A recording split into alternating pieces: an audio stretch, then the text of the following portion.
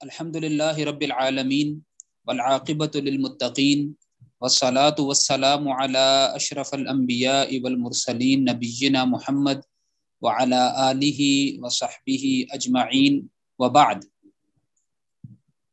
رب اوزعنی ان اشکر نعمتک التی انعمت علی وعلی والدی وان اعمل صالحا ترضاہ اللہم لا سہل الا ما جعلتہ سہلا وأنت إذا شئت جعلت الحزن سهلا اللهم يسر لنا كل أمر عسير إنك على كل شيء قدير فأعوذ بالله السميع العليم من الشيطان الرجيم من همزه ونفخه ونفثه بسم الله الرحمن الرحيم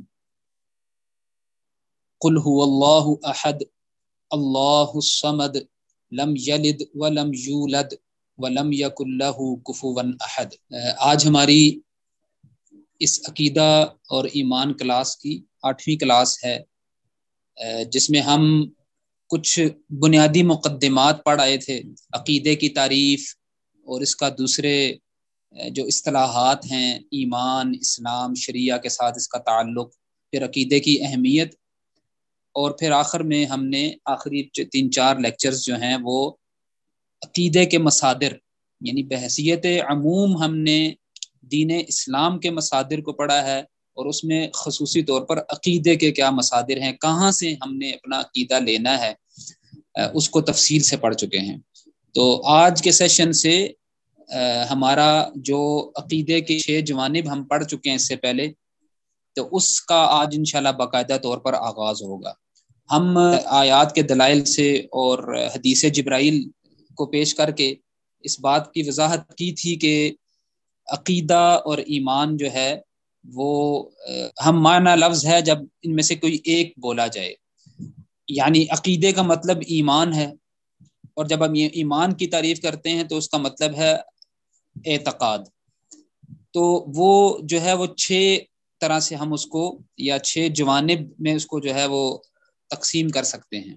اس میں سب سے پہلے جو ہے ایمان باللہ ہے، یعنی اللہ رب العزت پر ایمان لانا، اور پھر اس کے بعد ایمان بالملائکہ، یعنی اللہ رب العزت کے فرشتوں پر ایمان لے کر آنا، اور ایمان بالکتب، یعنی جو اللہ رب العزت نے انسانوں کی ہدایت کے لیے کتابیں نازل فرمائی ہیں، ان کتابوں پر ایمان لے کر آنا کہ وہ اللہ رب العزت کی طرف سے نازل شدہ ہیں اور وہ ہدایت کا سرچشمہ ہیں، وہی ہے وہ اللہ رب العزت کی طرف سے۔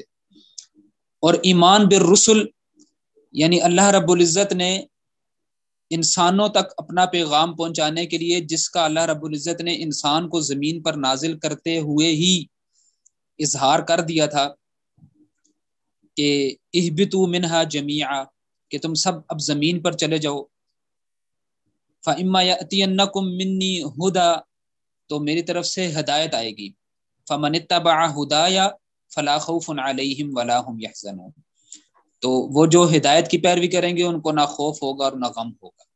تو وہ اپنی ہدایت کو اللہ رب العزت نے پہنچانے کے لیے رسولوں کا انتخاب کیا ہے۔ اللہ یصطفی من الملائکۃ رسلا ومن الناس، کہ اللہ رب العزت فرشتوں میں سے بھی پیغمبر، پیغام پہنچانے والا چن لیتا ہے، اور انسانوں میں سے بھی۔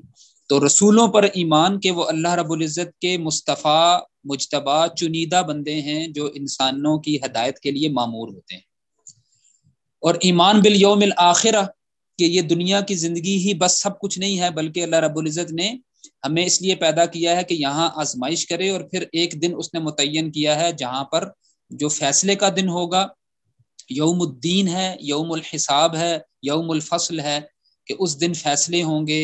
جو اللہ رب العزت نے یہ ہمیں دنیاوی زندگی دی تھی ایک آزمائش کے لیے، تو اس پر حساب کتاب ہوگا، تو اس دن پر ایمان لے کر آنا۔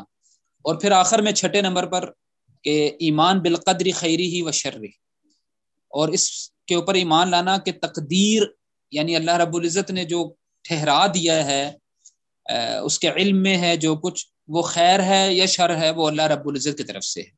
تو یہ ایمان کے 6 جوانب ہیں جس کو انشاءاللہ ہم تفصیل کے ساتھ پڑھیں گے، اور یہی اصل میں ہمارا صلب الموضوع ہے، یعنی کہ سینٹر پوائنٹ ہے ہمارے موضوع کا، امام کلاسز کا۔ تو اس میں سے پہلا جو ہے وہ ایمان باللہ، اس کو آج ہم انشاءاللہ تفصیل سے پڑھیں گے۔ اللہ تعالیٰ پر ایمان جو ہے اس سے کیا مراد ہے؟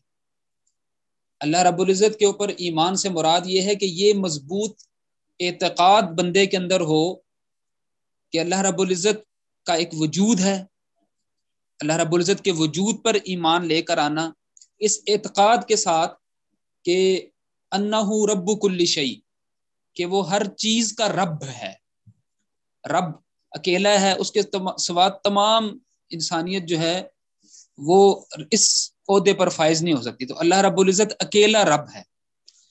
اور دوسری بات یہ کہ وہ اکیلا الہ ہے، کہ اس کے علاوہ کوئی اور اس کی عبادت میں شریک نہیں ہے۔ اور تیسری بات یہ اللہ رب العزت پر ایمان کے ساتھ کہ وہ اپنے نام، اپنے اسماء اور اپنی صفات میں بھی اکیلا ہے، منفرد ہے، اس کے مثل اور اس کے نظیر اور کوئی بھی نہیں ہے۔ اس کی جو صفات ہیں وہ کامل ہیں، اس کے علاوہ اس کی صفات میں کوئی شریک نہیں ہے، وہ اپنی صفات میں یکتا ہے۔ تو اللہ رب العزت پر ایمان کے یہ 4 باتیں آ گئیں۔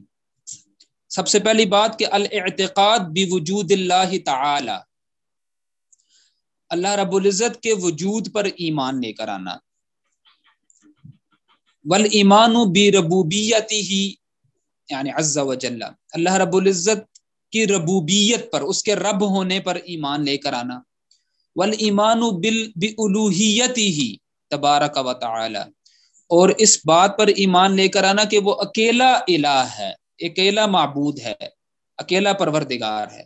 والایمان باسماء اللہ تعالی و صفاتہ، اور اس پر ایمان لے کر آنا کہ اللہ رب العزت کی صفات اس میں منفرد ہے، اپنے نام میں بھی اور اپنی صفات میں بھی۔ تو اللہ رب العزت پر ایمان لانے کے یہ 4 جوانب ہیں۔ ان 4 جوانب سے اللہ رب العزت پر ایمان کا اس نے مطالبہ کیا، جس کو آگے ہم تفصیل سے انشاءاللہ ذکر کریں گے۔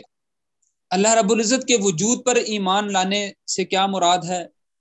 مثال کے طور پر سورہ انبیاء کی آیت نمبر 92 میں اللہ تعالیٰ بیان فرماتا ہے ان ھذہ امتکم امۃ واحدہ، کہ تم انسانیت جو ہو وہ ایک ہی گروہ ہو، ایک ہی امت ہو۔ وَأَنَا رَبُّكُمْ فَاعْبُدُونِ، اصل میں فَاعْبُدُونِی ہے، اور میں تمہارا رب ہوں۔ یہ اللہ رب العزت نے اپنے وجود کا اظہار کیا، اپنا تعارف کرایا۔ سورہ مومنون میں بھی اس طرح کی ہی آیت ہے، اس کے آخر میں ہے وَأَنَا رَبُّكُمْ فَاتَّقُونِ، اور میں تمہارا رب ہوں پس مجھ ہی سے ڈرو۔ اسی طریقے سے سورہ طٰہٰ میں اللہ تعالیٰ نے موسیٰ علیہ السلام سے خطاب کرتے ہوئے اپنے وجود کا اظہار کیا، اپنا تعارف کرایا۔ انی انا ربک، اے موسیٰ علیہ السلام میں تمہارا رب ہوں۔ فاخلع نعلیک، اپنے جوتے اتار دیجئے۔ انک بالوادی المقدس، آپ ایک مقدس وادی میں ہیں، طوا کی۔ وانا اخترتک، میں نے آپ کو چن لیا ہے موسیٰ علیہ السلام۔ فاستمع لما یوحی، غور سے سنیے جو میں آپ کی طرف وحی کرتا ہوں۔ وہ کیا ہے؟ اننی انا اللہ لا الہ الا انا، وہ یہ بات ہے کہ میں اللہ جس کے علاوہ کوئی معبود نہیں، میں ہی تمہارا اللہ ہوں۔ فاعبدنی، پس میری عبادت کرنا۔ واقیم الصلاۃ لذکری، اور صلاۃ کو، نماز کو میری یاد دہانی کے لیے قائم کرنا۔ یہ اللہ تعالیٰ اپنے وجود کا اظہار، اپنا تعارف کروا رہا۔ سورہ قصص میں بھی اللہ تعالیٰ نے موسیٰ علیہ السلام سے خطاب کیا، اور بہت ساری صورتوں میں بھی کیا۔ وہاں فرمایا یا موسیٰ انی انا اللہ رب العالمین، اے موسیٰ علیہ السلام میں اللہ ہوں جو رب العالمین ہوں، تمام عالمین کا رب۔ ایسے ہی دیکھیے سورہ رعد میں اللہ رب العزت اپنا تعارف کرواتا ہے اللہ رب العزت وہ ہے الذی رفع السماوات، جس نے آسمانوں کو بلند کیا، بغیر عمد، بغیر ستونوں کے، تروناہا، تم اس کو دیکھ رہے ہو۔ ثم استوى علی العرش، اور پھر عرش پر مستوی ہو گیا ہے۔ وسخر الشمس والقمر، اور سورج اور چاند کو اس نے مسخر کر دیا ہے۔ کل یجری لاجل مسمی، ہر ایک متعین راستے کے اوپر کاربند ہے، اس کے اوپر چل رہا ہے۔ یدبر الامر، اللہ تعالیٰ صرف پیدا نہیں کیا ہے چیزوں کو، بلکہ اس کے بعد تدبیر بھی کر رہا ہے ان کی۔ یفصل الآیات، اللہ تعالیٰ اپنی آیات کو کھول کر بیان فرماتا ہے تفصیل سے۔ لعلکم بلقاء ربکم توقنون، تاکہ تم اللہ رب العزت کی ملاقات کے اوپر یقین لے آؤ۔ کہ اس سے ملاقات کرنی ہے۔ سورہ طٰہٰ میں فرمایا الرحمن علی العرش استوى، رحمان اللہ رب العزت کا ایک صفاتی نام ہے، فرمایا وہ ہے جو علی العرش، عرش کے اوپر استوا ہے۔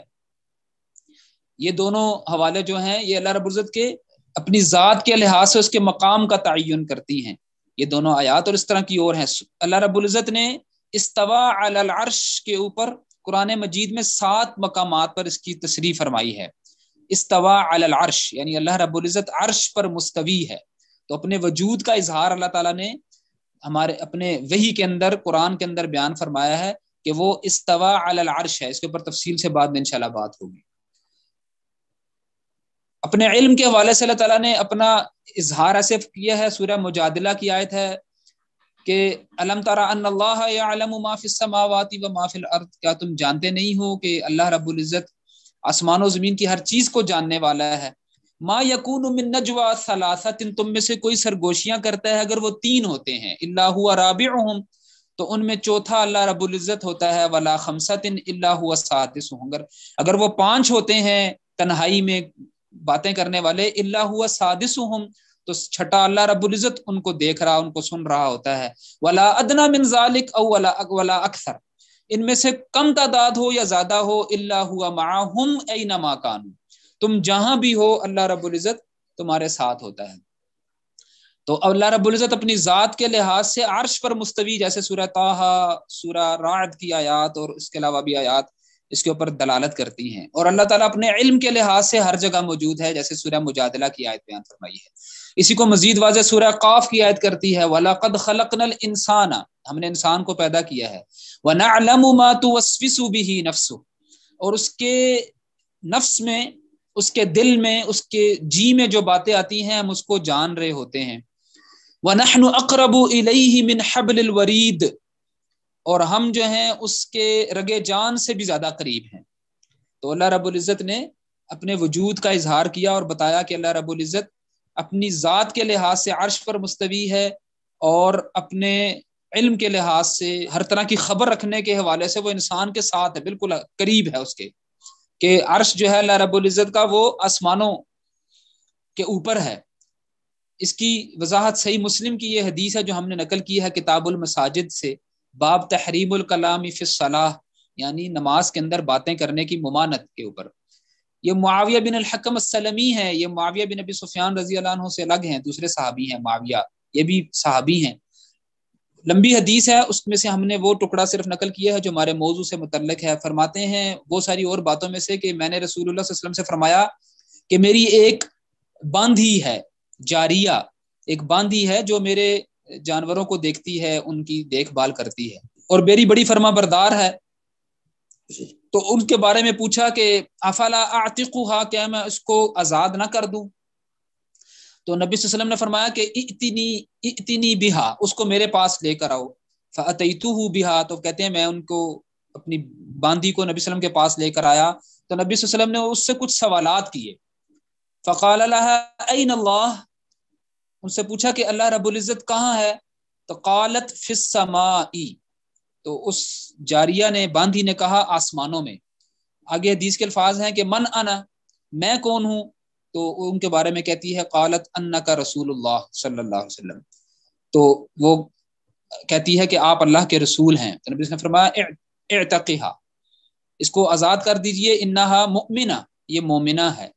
تو یہ اللہ رب العزت نے اپنے وجود کے متعلق جو وحی کے دونوں ذرائع ہیں، چاہے وہ قرآن ہے یا سنہ ہے، اس کے اندر سے ہم نے کچھ مثالیں دے کر آپ کے سامنے رکھا کہ اللہ رب العزت اپنے وجود کا اظہار بھی کرتا ہے۔ اللہ رب العزت کے وجود کا اظہار، یہاں پر ہم اس کے وجود کے اظہار کو کیوں تفصیل سے بیان کر رہے ہیں؟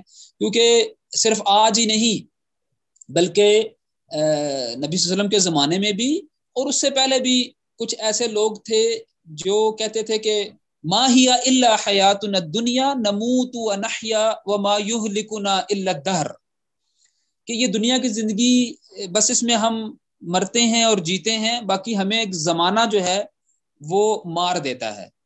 باقی کوئی ایسا خدا، کوئی ایسا رب، کوئی ایسا خالق، کوئی ایسا معبود نہیں ہے کہ جو یہ اس نے سارا ایک پلاننگ کے ساتھ کام کیا ہے. تو ان کو ہم ملحدین کہتے ہیں عام زبان میں، عربی میں ملاحدہ کہتے ہیں، اور ان کو دہری بھی کہتے ہیں. ان اس آیت کے اس کلمہ سے وما یہلکنا الا الدہر، کہ ہمیں تو بس زمانہ مار دیتا ہے، اور بس یہ زمانے کے نشیب و فراز ہیں، کبھی ہم پیدا ہوتے ہیں کبھی مر جاتے ہیں، انسانیت کا بس یہ ایک نظام چلتا آ رہا ہے. تو اللہ تعالیٰ بیان کرتا ہے، انہی کے جواب دیتے ہیں. سورہ جاسیہ کی آیت نمبر 24 ہے یہ جو میں پڑھ رہا ہوں. فرمایا وما لهم بذلک من علم. ہم جو وجود کے متعلق تفصیل بیان کر رہے ہیں تو اس لیے کہ یہ ایک غیر علمی بات ہے. ہم نے کہا یہ فطرت سے ثابت ہے، عقل سے ثابت تھا، جیسے کہ آگے بھی ہم اس کے اوپر بات کریں گے اللہ تعالیٰ کے وجود کے متعلق، کہ یہ بنفس ہی خود سے خود ثابت تھا کہ اللہ رب العزت موجود ہے. ایک خالق کا، ایک رب کا، ایک مالک کا وجود ہے اس کائنات کے اندر. جو نہیں مانتے، فرمایا وما لهم بذلک من علم انہم الا یظنون، وہ بالکل علم سے کورے ہیں. انہم الا یظنون، بس صرف وہ گمان اٹکل پچو کر رہے ہیں، ان کے پاس کوئی دلیل، کوئی عقلی بات نہیں ہے، کوئی اتھینٹک بات نہیں ہے، کوئی کہنے والی بات نہیں ہے ان کے پاس، فضول بات ہے ان کے پاس. اب آپ خود سوچ لیجئے کہ اللہ رب العزت ان کے بارے میں ان کی اس بات کے کہ کوئی خالق نہیں ہے، اس کائنات کا کوئی رب نہیں ہے، کوئی مالک نہیں ہے. دہریہ ہونا اور ملحد ہونا عقل کے خلاف ہے، فطرت کے خلاف ہے. ان کا یہ نظریہ جو ہے وہ فطرت کے خلاف ہے. تو اللہ رب العزت کا وجود خود بخود جو ہے وہ موجود ہے، جیسا کہ ہم عقل اور فطرت کے متعلق بات کر رہے تھے، اور آج اس کے اوپر مزید بھی بات کریں گے. جیسا کہ ہم نے اس سے پہلے وہ آیت سورہ روم کی پیش کی تھی فطرت کے حوالے سے، فَأَقِمْ وَجْهَكَ لِلدِّينِ حَنِيفًا فِطْرَتَ اللَّهِ الَّتِي فَطَرَ النَّاسَ عَلَيْهَا. اس خلقت کی طرف لوٹ آئیے، اپنے دین، اپنا رخ اس کی طرف کر لیجئے، وہ حنیف کی طرف، دین حنیف کی طرف، جس پر اللہ رب العزت نے انسانوں کو پیدا کیا ہے، کہ انسان پیدا ہوتے ہی اپنے خالق کو، اپنے رب کو پہچانتا ہوتا ہے. جیسا کہ رسول اللہ صلی اللہ علیہ وسلم کی اس حدیث سے بھی ہم نے بتایا تھا جو صحیح بخاری کے اندر ہے کہ ما مولود الا یولد علی الفطرہ، کہ ہر پیدا ہونے والا فطرت پر، اللہ رب العزت کی پہچان کے اوپر پیدا ہوتا ہے. تو یہ فطرتاً چیز ثابت شدہ تھی کہ کوئی خالق ہے، کہ مصائب اور تکالیف کے اندر انسان چاہے مومن ہے، مشرک ہے، دہریہ ہے، حتیٰ کہ جو بظاہم خواہش اپنے آپ کو جو ہے وہ ملحد تصور کرتے ہیں، وہ بھی ان میں سے جو بعض ایسے ہوتے ہیں کہ جب ان کو تکالیف آتی ہیں تو وہ نگاہیں آسمان کی طرف کر لیتے ہیں، اور تضرع اور جو ہے وہ التفات اپنے کسی مافوق الفطرت ہستی کی طرف جو ہے وہ رجوع کرتے ہیں. تو یہ فطرتاً اصل میں ان کے اندر موجود تھا. چاہے ایک ملحد ہے، پیدا تو اللہ تعالیٰ نے اس کو کیا نا، وہ نہ مانے کسی کو اپنا خالق کہ کسی کو اپنا اللہ، لیکن اس کے اندر تو اللہ تعالیٰ نے وہ ودیت کر دیا تھا، جیسے ہم سورہ اعراف کے الست بربکم کے تحت بھی اس کو بات بیان کر رہے تھے.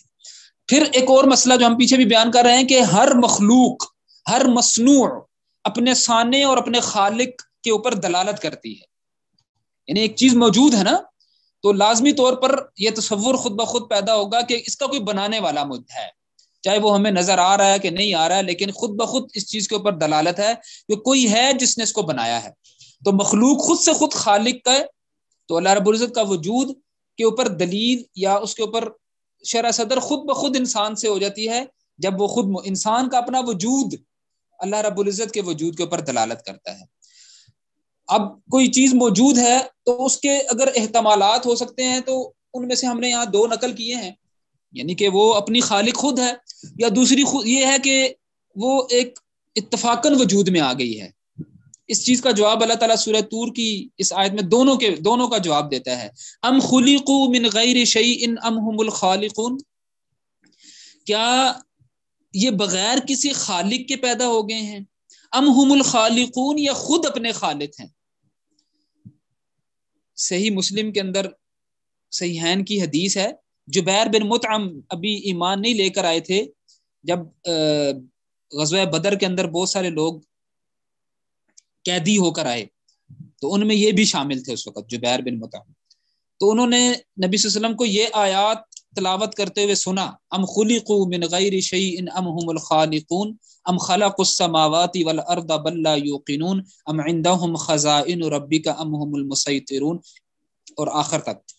سورہ طور کی آیات جب انہوں نے سنی تو وہ کہتے ہیں میرے اندر ایک ایسا ایک فطرتی جو ہے وہ رجحان پیدا ہوا کہ یہ آیات تو میری فطرت کو اجاگر کر رہی ہیں کہ واقعی ہم نے تو کبھی سوچا نہیں کہ کیا ہم اپنے خالق ہیں، ہمارا کو پیدا کرنے والا ہے.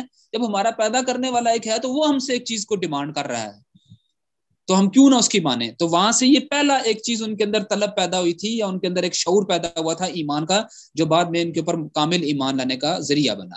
بہرحال اسی طریقے سے یہ بھی ہے کہ ہزاروں انبیاء کرام اور اربوں انسان جو ہے وہ اللہ رب العزت کے وجود کا اس بات کرتے آئے ہیں کہ انسانیت کی ایک بہت بڑی تعداد جو ہے وہ کسی ایک خالق کے، کسی ایک پیدا کرنے والے کے، کسی ایک رب کے وجود کے اوپر جو ہے وہ باتیں کرتے آئے ہیں، اس پر ایمان رکھتے آئے ہیں. ٹھیک ہے. آخری بات یہ کہ کائنات جو یہ کہتے ہیں کہ خود بخود وجود میں آ گئی اور طبعی نیچرلی طور پر چیزیں چل رہی ہیں، جبکہ اس کا ایک مربوط نظام، ہر چیز ایک اندازے کے مطابق چل رہی ہے، بالکل اس سے سرے منہ انحراف نہیں کرتی ہے. ایک مربوط نظام، ایک بالکل جچا تلا ہوا نظام. اس میں اگر جب اللہ رب العزت ہلکی سی تبدیلی کرتا ہے اور ہلکی سی جو ہے نا وہ اس کے اندر فرق لے کر آتا ہے. مثال کے طور پر ہم یہ پڑھتے ہیں کہ ایک نظام ہے کہ جی ہوائیں جب بھاری ہو کر پانی کو لے کر اوپر اٹھتی ہیں تو پھر وہ کسی ٹھنڈے علاقے سے گزرتی ہیں تو پانی برساتی ہیں، بارش برستی ہے. یہ ایک سرکل ہے بارش برسنے کا. لیکن ہم یہ دیکھتے ہیں کہ کبھی کبھی ایسا نہیں ہوتا ہے، کبھی کبھی ایسا نہیں ہوتا ہے. یعنی ایک ہوتا ہے نا جیسے کوئی یہ کہے کہ جی کائنات کا نظام ہے بالکل مشین کی طرح ہے، تو مشین جو ہے وہ ہمیشہ ایک طرح ہی عمل کر کے دکھاتی ہے، وہ اس کے اندر فلکچویشن نہیں ہوتی ہے. لیکن ہم دیکھتے ہیں کہ کبھی بارش گرج چمک کے ساتھ برستی ہے، کبھی ہلکی برستی ہے، کبھی نہیں بھی برستی ہے، کبھی بہت دیر تک برستی رہتی ہے. تو یہ جو نظام اللہ رب العزت نے بنایا ہے یہ ایک مدبر، ایک جیسا کہ سورہ فصلت کی آیات بھی اس کے اوپر دلالت کرتی ہیں، سنوریہم آیاتنا فی الآفاق، ہم ان کو آفاق کی یعنی کائنات کے اندر ایک یہ جو نظام برپا ہے اس کے اندر بہت ساری نشانیاں ان کو دکھائیں گے. وفی انفسہم، اور ان کی اپنی ذات میں بھی. دیکھیں انسان اگر وہی مرد اور عورت میاں بیوی کے ملاپ سے بچہ پیدا ہوتا ہے تو ہر دفعہ ایک طرح کا کیوں نہیں پیدا ہوتا؟ تو یہ نشانیاں ہیں. حتی یتبین لہم انہ الحق، تاکہ ان کے اوپر اللہ تعالیٰ بیان فرماتا ہے ہم واضح کر دیں کہ وہ ایک ذات ہے، وہ حق ہے. تو یہ ایک نظام کائنات کا یعنی کہ ایک وہ مربوط بھی ہے، ایک بڑا اندازے کے مطابق بھی ہے ہر چیز چل رہی، اور اس میں جو تغیر ہے ہلکا سا، یہ ایک دلالت کرتا ہے کہ اللہ رب ایک ایسا خالق ہے جو اس کو لے کر چل رہا ہے، اس کے نظام کو لے کر چل رہا ہے. یہ تو تھا ہمارے جو 4 نکات تھے اللہ رب العزت کے اوپر ایمان لانے سے. اس کے پہلا یعنی اللہ کے وجود پر ایمان. اب ہم دوسرے نقطے کی طرف آتے ہیں یعنی اللہ رب العزت کے رب ہونے پر ایمان. تو سب سے پہلے رب کا لغوی معنی پڑھتے ہیں. رب کہتے ہیں کسی چیز کے مالک کو، صاحب الشیء و مالک الشیء، اسی یعنی کہ کسی چیز کا مالک، کسی چیز کا اوپر ملکیت رکھنے والا. اسی طریقے یعنی کہ جو گھر کا مالک اس کو کہتے ہیں رب البیت یعنی گھر کا مالک. ایسے ہی والد کے لیے بھی یہ کلمہ استعمال ہوتا ہے کیونکہ وہ گھر کا سربراہ ہوتا ہے. دوسرا جو لغت میں ہی اس کا معنی ہے وہ حاکم کا ہے، آقا کا، سردار کا. سورہ یوسف میں اس معنی میں استعمال ہوا ہے. یوسف علیہ السلام فرماتے ہیں وَأَمَّا الْآخَرُ فَيَسْقِي رَبَّهُ خَمْرًا. وہ جو 2 ان کے ساتھ زندان میں داخل ہوتے ہیں اور خواب دیکھتے ہیں تو وہ خواب کی تعبیر پوچھتے ہیں، تو دوسرے کے بارے میں فرماتے ہیں یوسف السلام کہ جو تم میں سے دوسرا ہے وہ آزاد ہو جائے گا. فَيَسْقِي رَبَّهُ خَمْرًا، وہ اپنے رب کو شراب پلائے گا. یعنی رب سے مراد اس کا حاکم اور اس کا آقا تھا. اور اسی صورت میں دوسری مقام پر بھی اسی معنی میں استعمال ہوا ہے. جب وہ آزاد ہونے لگا وہی بندہ جس کو خواب کی تعبیر بتائی تھی تو اس سے کہا تھا اذکرنی عند ربک، اپنے آقا اپنے رب کے طرف پاس میرا ذکر کرنا، ان کو بتانا میرے بارے میں. تو رب کا مطلب حاکم کا بھی ہوتا ہے اور رب کا مطلب مدبر یعنی دیکھ بھال کرنے والے کا بھی ہوتا ہے، چیزوں کی دیکھ بھال کرنے والا. جب ابراہا نے بیت اللہ پر نبی صلی اللہ علیہ وسلم کی بعثت سے پہلے مشہور ہے، ابرہہ کا لشکر آیا تھا اور اس نے خانہ کعبہ کو گرانے کی اپنی تئیں کوشش کی تھی. تو عبد المطلب جو نبی صلی اللہ علیہ وسلم کے دادا تھے وہ اللہ رب العزت سے دعا گو ہوتے ہیں، اونٹ ان کے تھے. تو ان کا ایک جملہ بہت مشہور ہے، کہتے ہیں انا رب الابل وللبیت رب یحمیہ، کہ میں اونٹوں کا رب ہوں، یعنی ان کا دیکھ بھال کرنے والا ہوں، ان کے اوپر ان کا مالک ہوں. وَلِلْبَيْتِ رَبٌ، اور اس بیت اس گھر کا بھی ایک رب ہے، یحمیہ، وہ اس کو بچا لے گا. رب کے معنی لغت کے اندر استعمال ہوئے ہیں کہ رب جو ہے وہ ان معنوں میں استعمال ہوتا ہے. اب اللہ رب العزت کے بارے میں رب ہونے کے جو معنی کیا ہیں، وہ یہ ہیں کہ وہ مالک کل شیء. اللہ رب العزت کے اکیلے رب ہونے کا مطلب یہ ہے کہ وہ اکیلا خالق ہے ہر چیز کا، وہ ہر اکیلا ہی مالک ہے ہر چیز کا، اور ہر چیز کے اوپر حکم اسی کا ہی چلتا ہے. تو یہ تین باتیں جس کو ابھی ہم آگے تفصیل کے ساتھ انشاءاللہ پڑھیں گے، یہ تین باتیں جو ہے وہ اللہ رب العزت کے رب ہونے کے معنی میں شامل ہے. یعنی کہ اللہ کا خالق ہونا اکیلا، اللہ کا اکیلا مالک ہونا تمام کائنات کا، اور تمام کائنات کے اوپر اکیلے اللہ کا حکم چلنا. تو یہ تین باتیں جو ہے وہ اللہ رب العزت کے رب ہونے کے اندر شامل ہیں. اچھا، دو انداز سے ہم یہاں پر مزید بات کریں گے اس سے پہلے کہ ہم ان تین نکات پر بات کریں. پہلی بات یہ کہ اللہ رب العزت نے اپنا تعارف خود بطور رب کے قرآن کے اندر بے جا مقامات پر فرمایا ہے. مثال کے طور پر سورہ فاتحہ ہم پڑھتے ہیں، کہاں سے آغاز ہوتا ہے؟ الحمدللہ رب العالمین. تو رب کا کلمہ اللہ رب العزت نے فرمایا، اپنے لیے وہاں پر استعمال کیا. جو ہم نے سورہ اعراف کی وہ آیت پڑھی تھی، وَإِذْ أَخَذَ رَبُّكَ مِن بَنِي آدَمَ مِن ظُهُورِهِمْ، جب اللہ تعالیٰ نے آدم کی اولاد کو ان کی پشتوں سے پیدا کیا، تو وہاں پر یہی بیان فرمایا، رب اللہ تعالیٰ نے بیان فرمایا وَإِذْ أَخَذَ رَبُّكَ، اور آخر میں فرمایا أَلَسْتُ بِرَبِّكُمْ، کیا میں تمہارا رب نہیں ہوں؟ تو اللہ تعالیٰ نے اپنا تعارف رب کے طور پر وہاں بھی ہم سے جو ہے وہ رب کے طور پر ہی لیا تھا.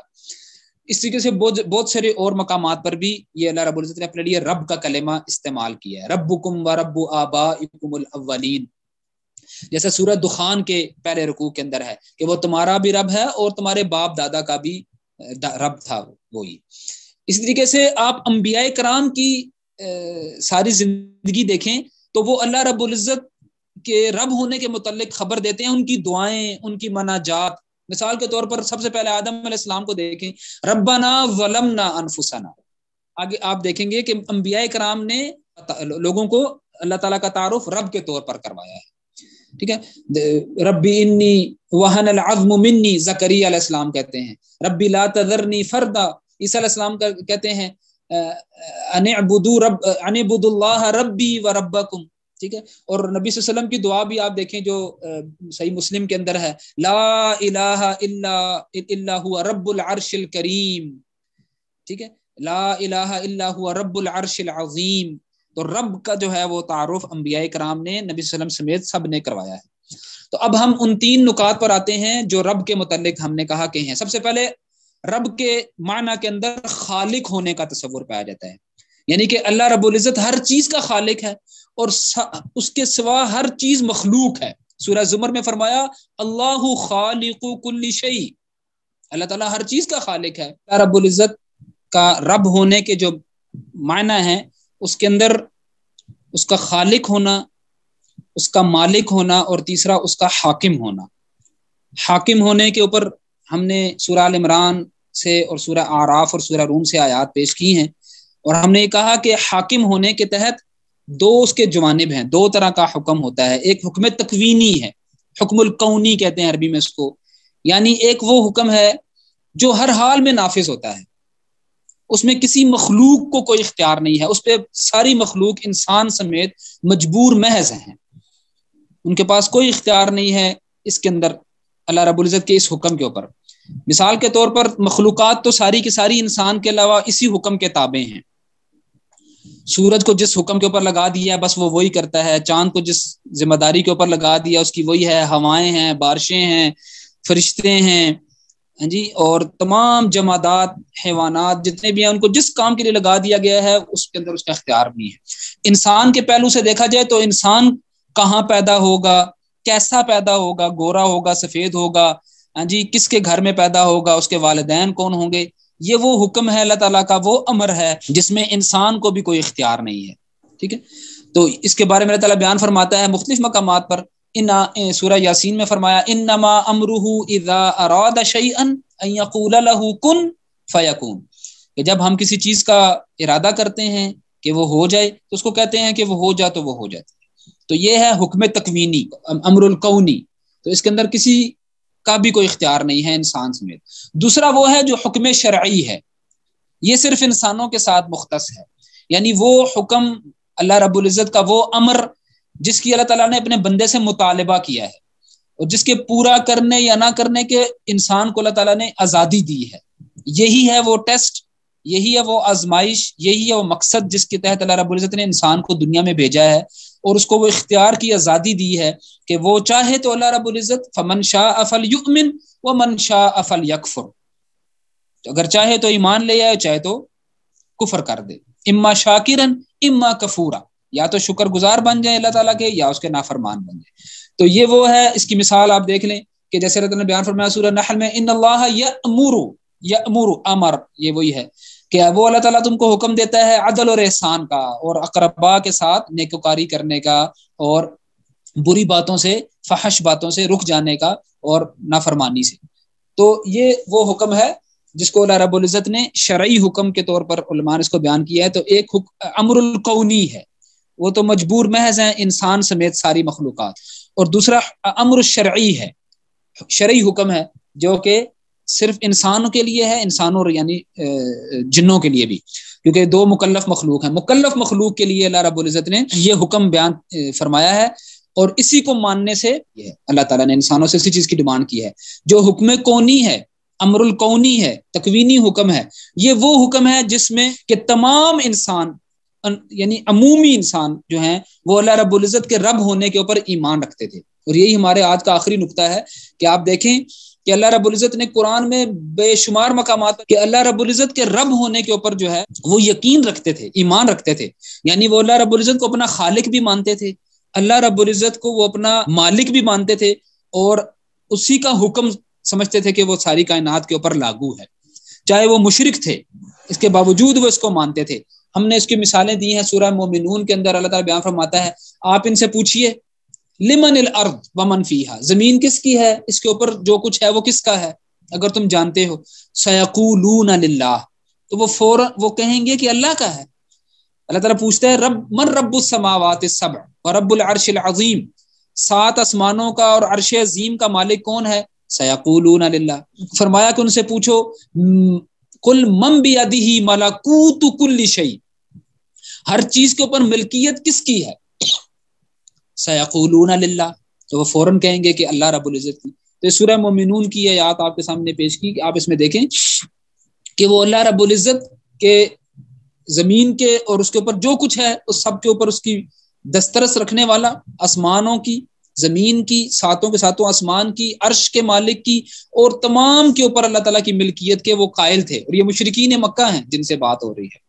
آپ سورہ عنکبوت کی آیات دیکھیے، اللہ تعالیٰ بیان فرماتا ہے وَلَا إِن سَأَلْتَهُم مَّن خَلَقَ السَّمَاوَاتِ وَالْأَرْضَ وَسَخَّرَ الشَّمْسَ وَالْقَمَرَ، آپ ان سے پوچھیں کہ کس نے آسمان و زمین کو پیدا کیا، سورج اور چاند کو کس نے مسخر کیا. اسی سورت کی آیت نمبر 63 ہے سورہ عنکبوت کی. آپ ان سے پوچھئے من نزل من السماء ماء، یعنی مدبر الامر، آسمانوں سے بارشیں کون برسا رہا ہے، زمین کو مردہ ہو جانے کے بعد کون زندہ کرتا ہے؟ لَيَقُولُنَ اللَّهُ، تو وہ فوراً کہیں گے کہ اللہ.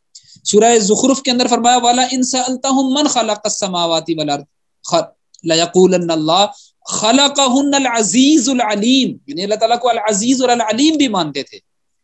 تو یہی آیت سورہ لقمان کے اندر بھی ہے، تھوڑے سے تبدیلی کے ساتھ سورہ زمر کے اندر بھی ہے، اور سورہ زخرف کی ایک اور آیت ہے جو ان کے بارے میں پوچھا والا ان سألتہم من خلقہم، آپ ان سے پوچھیے کہ تمہیں کس نے پیدا کیا ہے، ان کو کس نے پیدا کیا ہے. لا یقولون اللہ، تو فوراً کہیں گے کہ اللہ. تو یہ ساری آیات اس کے اوپر دلالت کرتی ہیں کہ اللہ کے رب ہونے کے اوپر مشرکین بھی ایمان رکھتے تھے، مشرکین بھی ایمان رکھتے تھے. صحیح ہے، یہ وہی چیز تھی جس کو ہم نے پیچھے ذکر کیا کہ فطرتاً بھی مانتے تھے، عہد الست بھی ان کے اندر موجود تھا. اور بات یہ ہے کہ انسان کتنا ہی اس کے اندر عقیدے کی بگاڑ آ جائے، وہ اپنے خالق کسی اور کو نہیں مانتا ہے، بتوں کو کبھی اس نے خالق نہیں مانا ہے الا ماشاءاللہ، ٹھیک ہے جی۔ وہ انبیاء کرام کو جو لوگ انبیاء کرام کی بندگی کرنا شروع کر دیتے ہیں ان کو بھی وہ اپنا خالق نہیں مانتے ہیں، جیسے کہ عیسائی ہیں۔ فرشتوں کی جو بندگی کرتے تھے وہ بھی ان کو خالق نہیں مانتے تھے، وہ اللہ تعالیٰ کی نعوذ باللہ ان کو بیٹیاں کہتے تھے مشرکین مکہ۔ اسی طرح کہ اولیاء اللہ کی جو بندگی کرتے تھے وہ بھی ان کو خالق نہیں مانتے تھے، بلکہ وہ کہتے تھے ہمارے کارساز ہیں، ہماری مدد کر دیتے ہیں۔ تو خالق اور مالک اور حکم جسی کا چلتا ہے وہ انسانیت اکثریت اس کے اوپر مجتمع رہی ہے۔ یہ وہ امر کونی تھا جو انسان کے اندر اللہ تعالیٰ نے ودیت کر دیا تھا، اس کے اوپر وہ تھا کہ یہ وہ چیزیں تھیں جو انڈرسٹوڈ تھی انسانیت کے اندر۔ اللہ رب العزت نے اس کو بطور دلیل کے، بطور مقدمہ کے، بطور متفق علیہ چیز کے پیش کر کے اللہ تعالیٰ نے ان سے آگے پھر ایک چیز کی ڈیمانڈ کی ہے، جو کہ ہمارے اسی ایمان باللہ کے جو اگلے دو اجزاء رہ گئے ہیں، یعنی ہم نے پڑھا کہ اللہ رب العزت کے وجود پر ایمان، اللہ رب العزت کے رب ہونے پر ایمان۔ تو ہمارے جو دو جوانب رہ گئے ہیں اللہ تعالیٰ کے اکیلے معبود ہونے پر، اللہ تعالیٰ کے وجود، اپنے وجود کو بھی اور اپنے رب ہونے کو بھی بطور دلیل کے پیش کیا کہ تم یہ دونوں باتیں مانتے ہو آلریڈی، تو وہ تمہارا معبود بھی وہ ہے۔ اور پھر آخری جو ہے ہم اللہ تعالیٰ کے اسماء و صفات کے متعلق جو ہے پھر وہ انشاءاللہ گفتگو کریں گے انشاءاللہ اگلی نشست میں۔